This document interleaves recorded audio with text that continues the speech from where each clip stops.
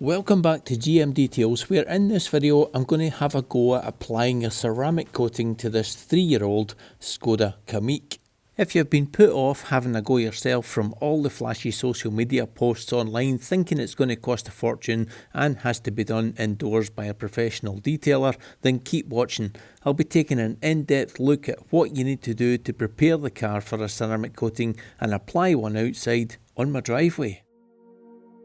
As I said in the intro, this is a 3-year-old car. It was purchased from a local Skoda main dealer near me, so it's had some basic wash and wax prep for the sale. I was going to coat the wheels too, but due to the weather again, the deadline has been cut short and something had to be sacrificed, so the wheels will get a good clean and decontamination before I start on the bodywork. So I'm starting with the wheels as usual because these are the most dirty part of the car, and I'm giving the dry wheels a liberal drenching in Garage Therapy Zero Decon shampoo in this IK sprayer. You only need 10ml of it in 500ml of warm water if you're using a pump sprayer. Any more and it'll just over foam, so it's not as strong as you'd use in a bucket, but even at this dilution it makes an excellent pre-wash. For the wheel arches I'm using ADBL APC Pro. It's a concentrated, strong degreasing cleaner, perfect for those plastic lined arches, and I've diluted it, still quite a strong mixture at 10:1, as I don't think any of the wheel arches have ever had a clean in the car's life, so again a very generous amount sprayed in to let the dirt soften before rinsing off the Zero Decon from the wheel faces. Back in again with the APC, followed by a good scrub with the Easy Go brush. Now this might look like it's a chunky, stiffer, harsh brush, but in actual fact it's the same soft nylon and Nylex fibres as the wheel brushes, but with a stiffer core and a longer handle, and anyone that has them will tell you they are absolutely invaluable. After the wheel pre-wash I'm using the large Easy wheel brush with Garage Therapy One Wheel shampoo now, giving the barrels a good clean, and as you can see the amount of brake dust that the brush has managed to remove in the foam. I'm tilting the brush from side to side in the spokes so the bristles have got a better chance of cleaning some of the brake dust you can't see behind the spokes. I'm putting the effort in to do this as it's where most alloy wheel corrosion starts, with brake dust being quite the most aggressive contamination your car will ever experience, and left uncleaned it's an open invitation to corrosion, working its way from behind the spokes round to the front, where it's all too late once you've noticed it to save them. I always follow this with a wash mitt too, as the brush bristles don't always get everything. It's one part of the car that I love doing. I always find wheels just so rewarding. And to finish off with, for the wheel nut area I'm using the soft tip Atlasta brush. You see the blue collar round the bristles? Well, it's certainly nowhere near as coarse as the black Atlasta Parts scrubbing brush. I've had this one now for a few years, and for jobs like this that need just a little extra bite over a hogshair brush, it's brilliant. Finally, to clean the tyres of the dealership's sticky silicone that they love to slap on, I'm using Autoglan's Rebound and my Good Detail Factory tyre brush. I should have used the Tough Shine brush, as that amount of sticky silicone that came off those tyres now coats my nice new Detail Factory brush, and that was a big mistake, but at least it got the job done. In the blink of an eye for you, but I've given the wheels some time to dry a little, and then I'm going to use some fallout remover to see if there's any embedded iron particles. So with a very dodgy trigger, it's Garage Therapy Zero Iron Remover. As that dwells, I'll give the tyres another spray with Rebound just to be sure it's clear of the dealer stuff. The foam is still a little bit dirty, so it looks like there's still some old dressing to be removed.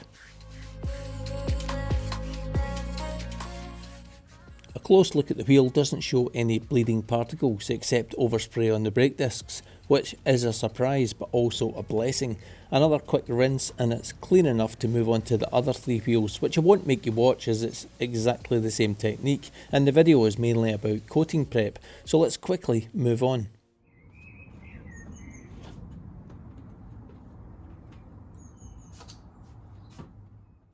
The peace and quiet being shattered here with a Karcher K7 I've been loaned for a review.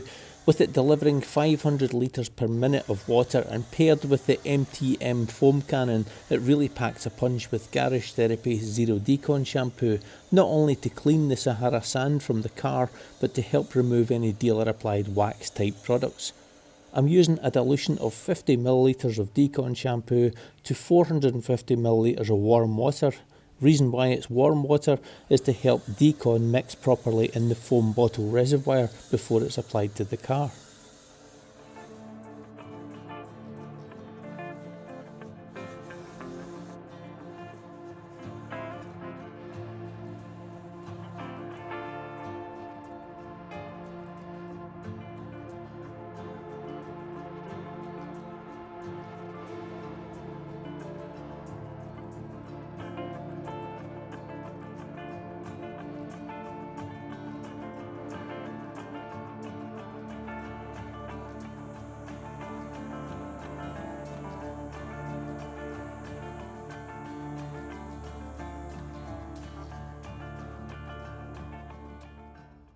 If you notice the timer in the bottom left of the screen, at just a little over 8 minutes, it's been on more than long enough to work its magic. And if anyone's new to the channel and isn't familiar with what Zero Decon shampoo is, it's not a pre-wash Snowfoam and it's not a soap, it's a decontamination shampoo, capable of stripping old waxes and sealants, as well as being used in a system to cleanse a ceramic coating. It's got many other uses, but here it's the beginning of a deep cleanse of the paint to prepare for machine polishing and then a ceramic coating. The fact that the car isn't all that dirty is irrelevant in this situation, as it's a systematic approach to the full pre-polish preparation, removing as much dirt, grime and embedded contamination as I can before I even think about getting the machine polisher out.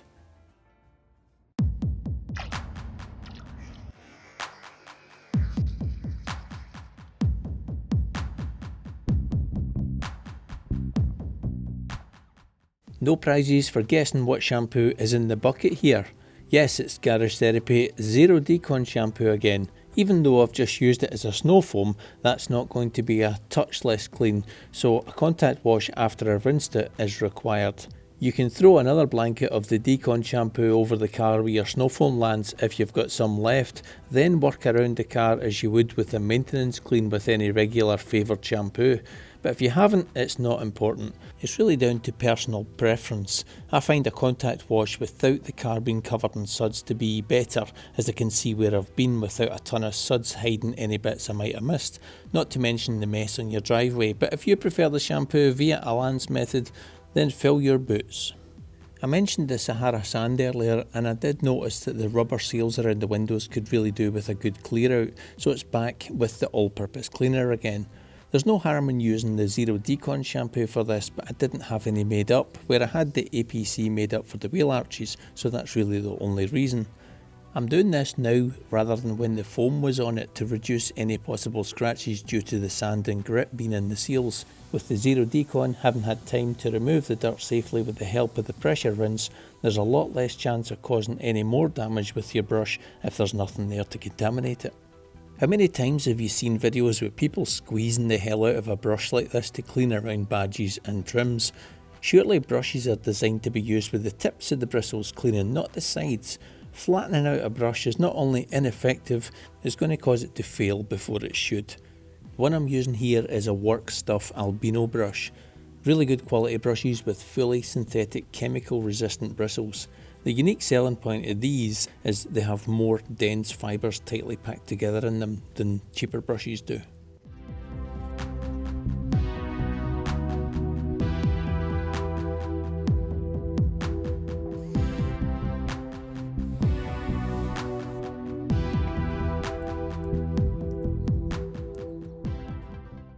So after drying the car, it's time for the first of the chemical decontamination. It's a much asked question, do you remove tar or fallout first? And my theory is to do tar first, as a blob of tar can cover a speck of fallout on the paint, so there's a possibility there that as a fallout remover won't touch tar and vice versa, that decontaminating fallout first might not get all of it, and if the polishing pad picks it up, you're inflicting more damage than you're trying to correct. You might have seen when I last used the Garage Therapy tar remover on my friend John's Peugeot 208 in the series about learning the basics of detailing, and I'm starting to like the tar remover for a number of reasons. You can leave it on for longer, weather dependent of course. Obviously on a sunny day don't apply in direct sunlight on a hot panel, but it's different to your Infinity Waxes or AM Tar and Tardis. They seem to dry out quite quickly even on a cloudy day. Now that's fine because they dissolve tar rapidly, but sometimes I wonder if they're good for the paint. I really don't have a clue if this one's any better for the paint than any others, but it just doesn't seem to be as aggressive, if you know what I mean. Although it's still solvent based, it also has delimonene in it, like what you get in the citrus cleaners and emulsifiers to help removal of the residue faster. So it's a complex product, and if you know Garage Therapy, there's always multiple benefits to a single product, and it would seem that this tar remover is no exception. So let's take a look at some tar on the wheel. I've sprayed some of the tar remover on the cotton pad and sliding it over the massive tar spot. Now if you're watching this while you're eating, I warn you now, it might put you off your food in the next minute or so. Now I'm guessing these tar spots are not recent, and the large chunk of tar in the centre is my target. So as well as spraying some of the tar remover into the cotton pad, I'll add a couple of extra sprays and I'll leave it here for 5 minutes to let it soak in. A few minutes later. Now what you're about to see is worthy of mentioning. It's not pleasant, and those with a sensitive stomach might want to look away now. I'll tell you when it's safe to look again. Can you hear how gritty that contamination is? It's incredibly stubborn. But with some gentle persuasion with the end of a brush wrapped in a microfiber, it's coming away slowly but surely. But here comes the horror. That is a lot of tar, and it removed it, but that's an extreme piece of contamination. As you can see, the smaller tar spots have already been softened and are easily wiped away with a cloth. It's just not that easy to get into the wheelbarrows to show you, but I'm sure you can take my word for it that it was easy enough to remove off camera. Alright, it's safe to look back now, so let's go back and check on the door panels. Well, there hasn't been a lot of runoff onto the drive either, especially when it was liberally applied and there's only a bit of a puddle below the wing. The most noticeable difference to the product over many others at this point is the smell. It's only a fraction as strong a smell as something like Autosmart Tardis, and it's very easy to remove the residue with the microfiber too. I'm using a disposable microfiber cloth from a roll that I got on Tesco that are ideal for this job. I still didn't see a single spot of tar on the sides of the car, and I'm going to predict I don't think I'll see much fallout either. But just look how clean the cloth is after wiping these two doors. So okay, on to the fallout remover. Here's a great tip for you. When you finish using any strong chemicals like tar remover or fallout remover, unscrew the trigger, spray what's in the trigger into the bottle and store the trigger beside the bottle with an elastic band or something. Use a plastic cap to keep the bottle airtight when you're not using it, and your trigger will last longer than this one.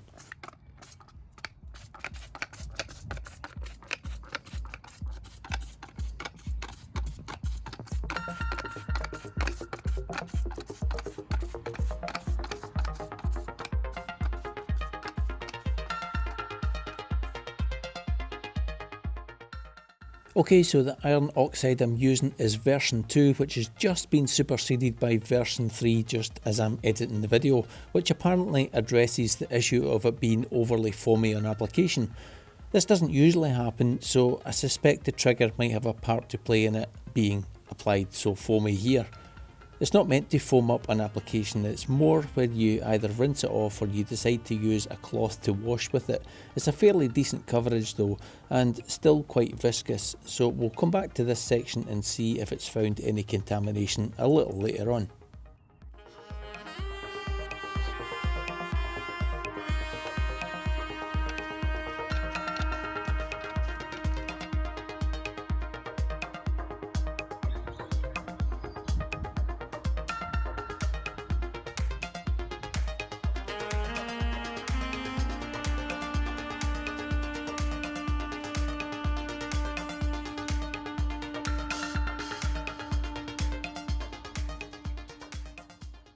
I've checked my notes and this is a good 5 minutes after application.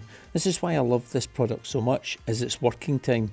It allows me to go around the whole car, take B-roll from it and still come back to it, and I'm confident it will still be dwelling away, but only out of direct sunlight. It will dry quicker in the sun and you're well advised not to apply it in direct sunlight.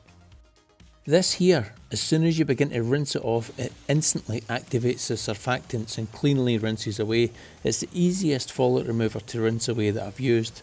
Some are absolutely insanely difficult to remove and takes more water, electricity and time than iron oxide. It rinses away like zero decon shampoo and you're not left with that awful foliate remover stench afterwards either. Okay, so there wasn't that much foliate contamination on the car as I suspected, so there's no need to go over it again and waste product or time. So next part of the decontamination stage is the clay.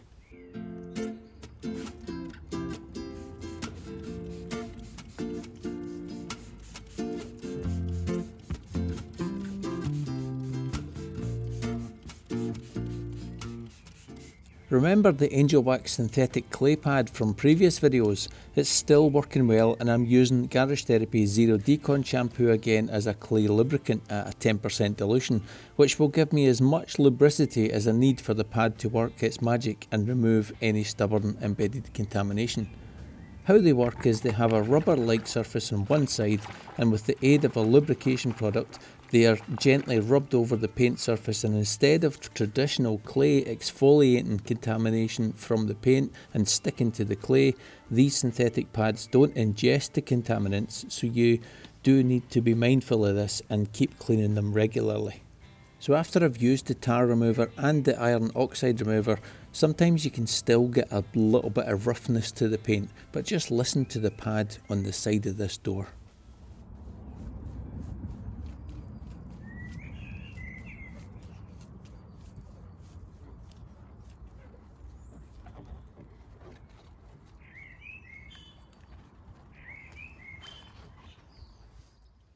Makes the job a lot easier when there's virtually nothing there. I'll skip through the rest of the film as it's fairly repetitive. This took just over half an hour on this car, so if you're going to try this on your own car, it's a good idea to have some music to listen to while you get lost in this particular aspect of the detail.